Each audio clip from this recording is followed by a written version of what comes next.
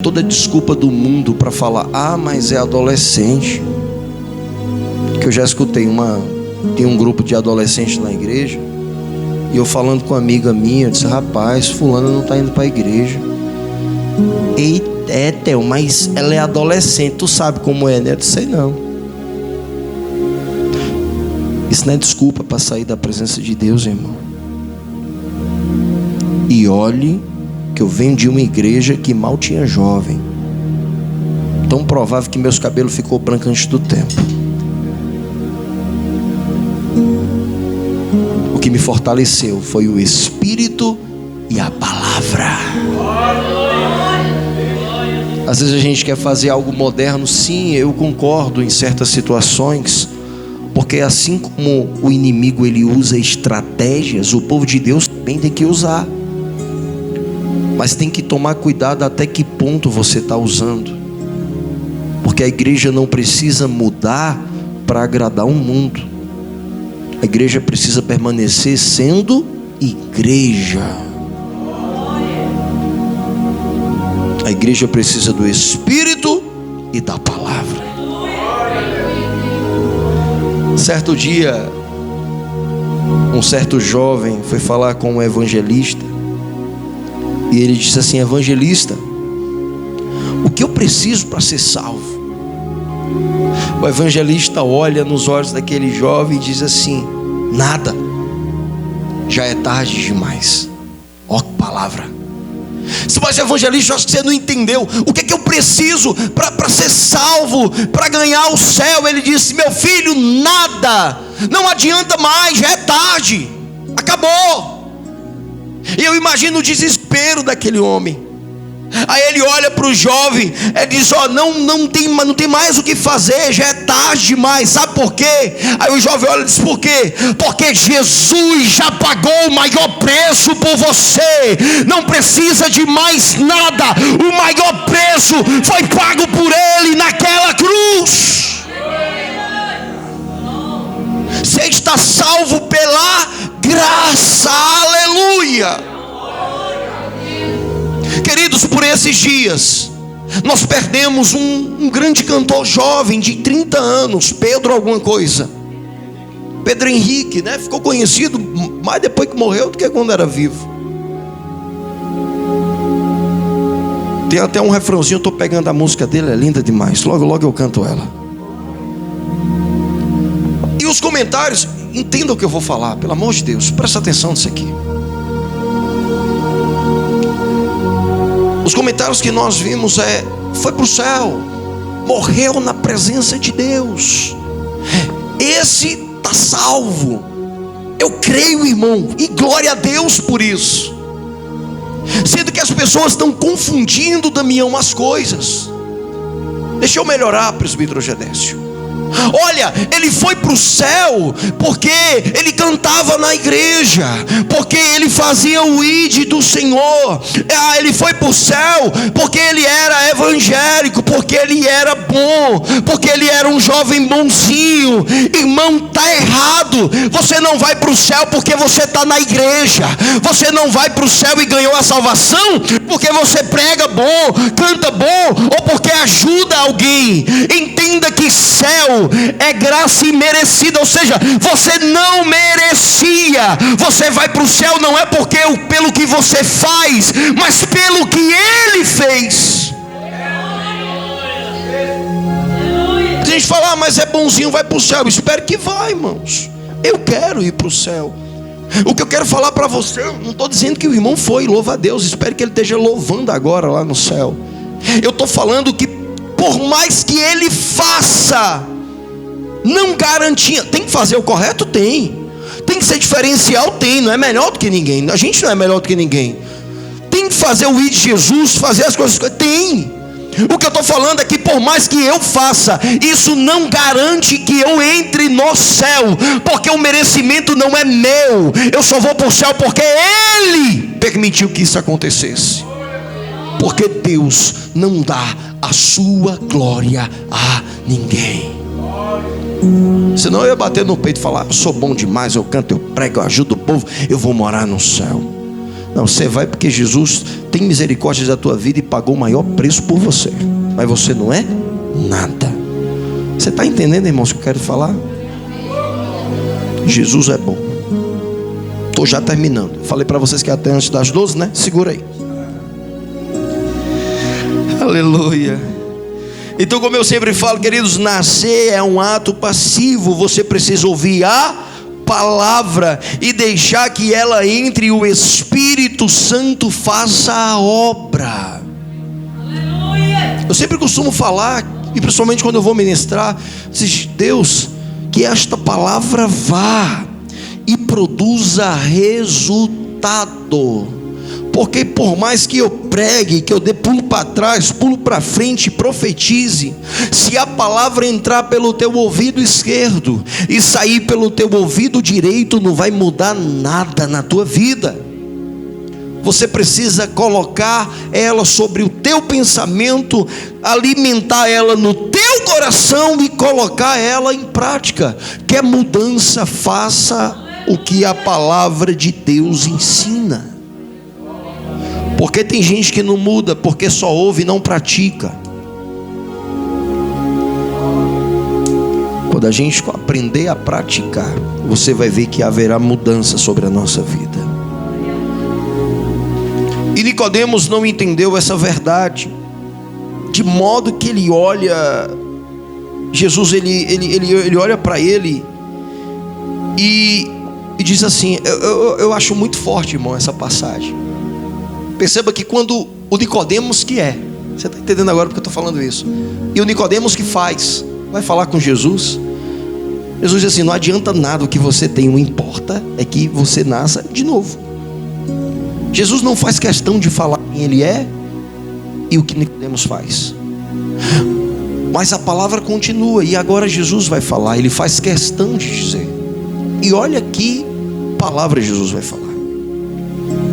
Nicodemos não entende essa verdade, de modo que Jesus olha para ele e diz assim, Nicodemos, tu és mestre em Israel e não compreende essas coisas.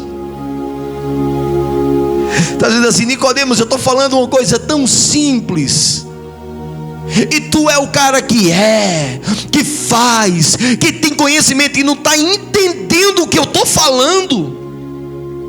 Era Deus olhando para ele e dizendo, de que adianta tanto conhecimento se não me entende as coisas de Deus?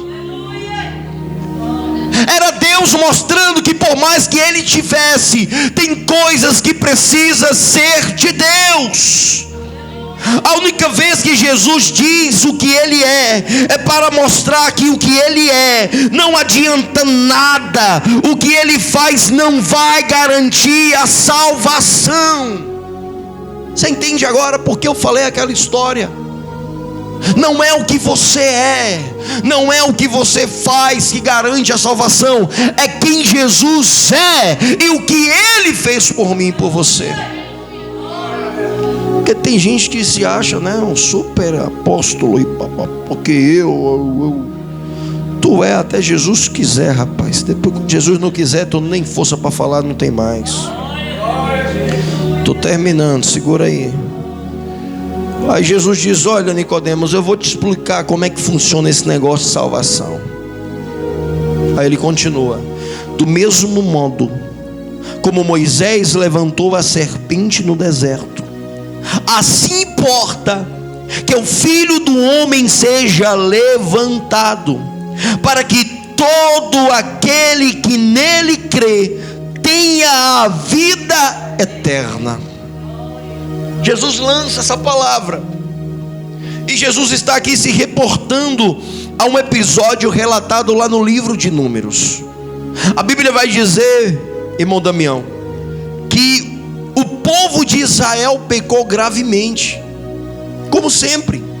O povo pecava, perdia a proteção de Deus e grandes problemas aconteciam. Interessante é que a gente vê o povo quebrando a cara naquele tempo, e mesmo assim faz aqui de hoje. É a palavra nos ensinando como devemos fazer, como devemos agir, mas mesmo assim a gente erra. Você vê o nível de ser humano. E o povo peca gravemente contra o Senhor. O povo chegou a blasfemar contra Deus e contra Moisés, que foi o seu libertador. Estou terminando, irmão, segura. E a Bíblia diz que Deus, vendo toda aquela situação, a Bíblia vai falar que Deus se irou tanto que enviou para o meio do povo serpentes abrasadoras. Queridos, olha o que eu vou falar. Deus se irou. Porque tem gente que fala, Deus é amor. Deus é amor, irmão, mas também Ele é justiça. Existe um versículo na palavra de Deus que vai dizer assim: agindo Deus, agindo Deus, ai daquele que o Senhor colocar ou pesar a sua. Deus se irou. Tem gente que pensa que Deus não se ira. Deus é amor. A gente está vendo umas pregação coach aí, falando, você pode, você vai conseguir, né? Deixou de ser cristocênico para ser agora só para você é que pode, como se o maior preço fosse que foi pago, não depende mais de Jesus, só depende de você, a vida só vai mudar dependendo de... Não é assim. Deus se ira, e quando for para cobrar, Ele cobra, irmão. Eu costumo falar que Ele tem uma chave de fenda que só Ele sabe como aperta. Deus se irou. O povo se revolta contra Deus, blasfema contra Deus e Moisés. Aí Deus fala, é assim? Pois vocês vão ver agora. Aí levantou um bocado de serpente terrível. A picada dela não doía não, irmão, matava. Era só questão de minutos. Aí bastou a dor, segura o relógio, bastou a dor para o povo ir até a Moisés. Moisés, pelo amor de Deus, o povo está morrendo, fala com Deus aí, porque ele não escuta mais ninguém. Aí foi recorrer a Moisés. Aí Moisés foi lá, Senhor, tem misericórdia, cura esse povo. Aí a Bíblia vai dizer que Deus ouviu a oração de Moisés.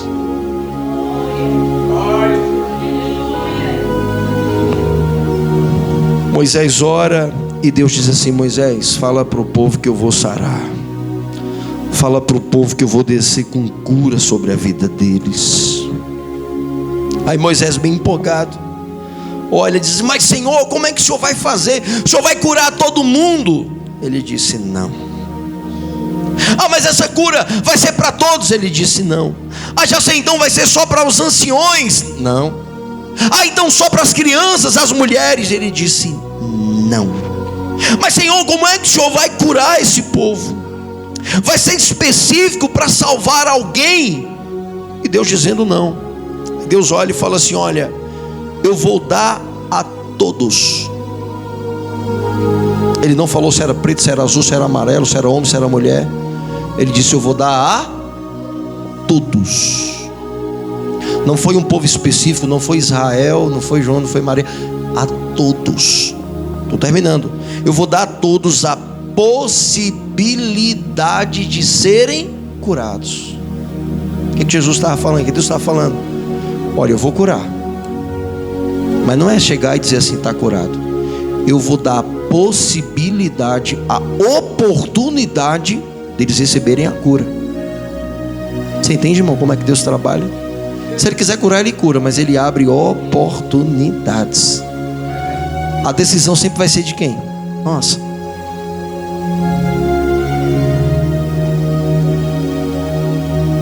Aí Ele diz assim, olha, Moisés, faz uma serpente de bronze, pendure ela no alto, e todo aquele que olhar será curado, e o que não olhar já está condenado. Olha que forte, irmãos.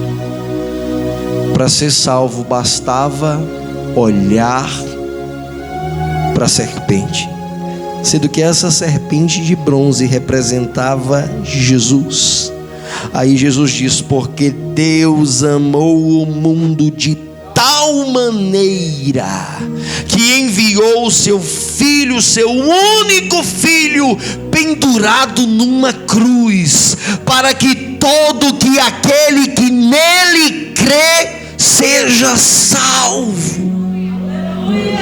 Você entende que a resposta está em olhar para Jesus, em seguir a Jesus. Mas ele deixa bem claro: se olhar, está salvo. Quer conversa com Jesus? Não, está condenado. Isso quebra, com todo respeito a qualquer outra religião, porque falar, mas João salva, Maria, e por aí vai, porque não sei o quê. Eu fui até confrontado no trabalho sobre essa questão, e eu respondi com a Bíblia, irmão, sem briga, sem nada.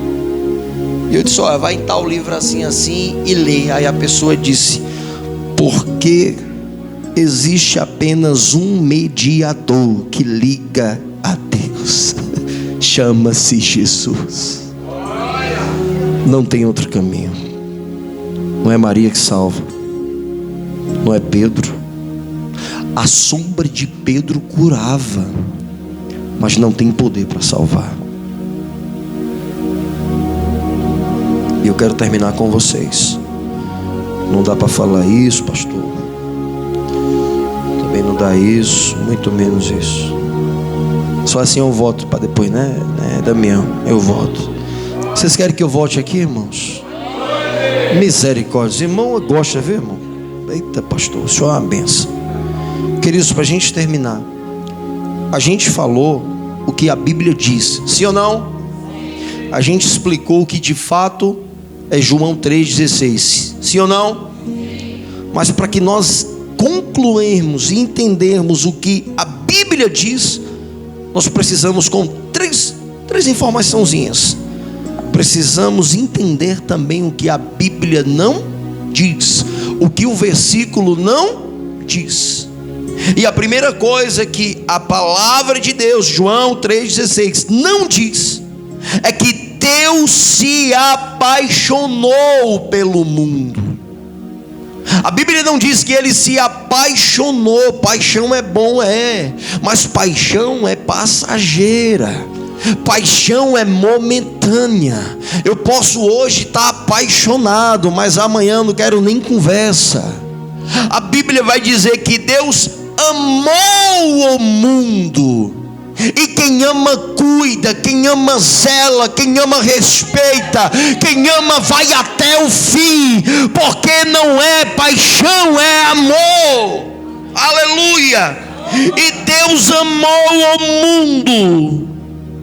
Mas a Bíblia não diz que Deus amou o mundo e vendeu o seu filho, que Deus, ele amou o mundo e trocou o seu filho.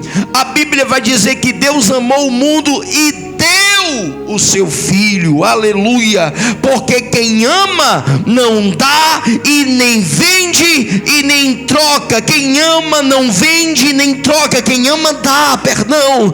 Ele não vende e nem troca. Ele oferta, ele entrega. Isso é amor. Você foi salvo pela graça, que não foi de graça, porque se fosse de graça não teria graça. Misericórdia, e tome graça. Você entende isso?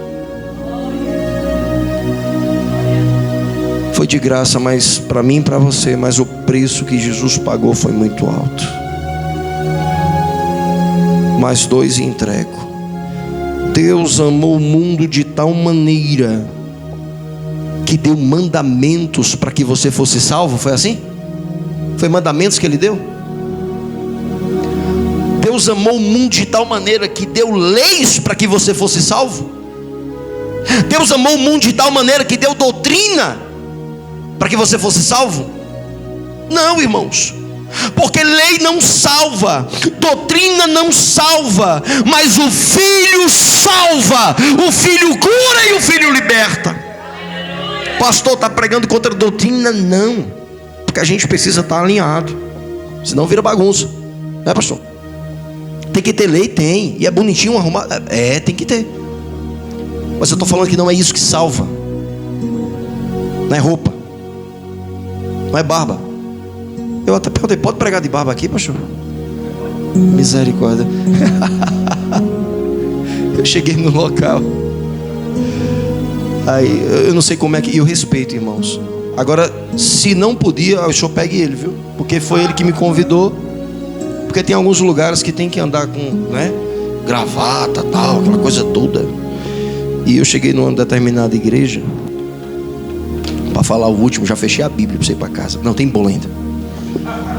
Eu cheguei numa igreja lá e na hora o pastor estava falando que Deus não usa se não tiver com a gravata. E tem que estar com paletó e papapá, não sei o quê. Depois eu lhe digo qual foi a igreja.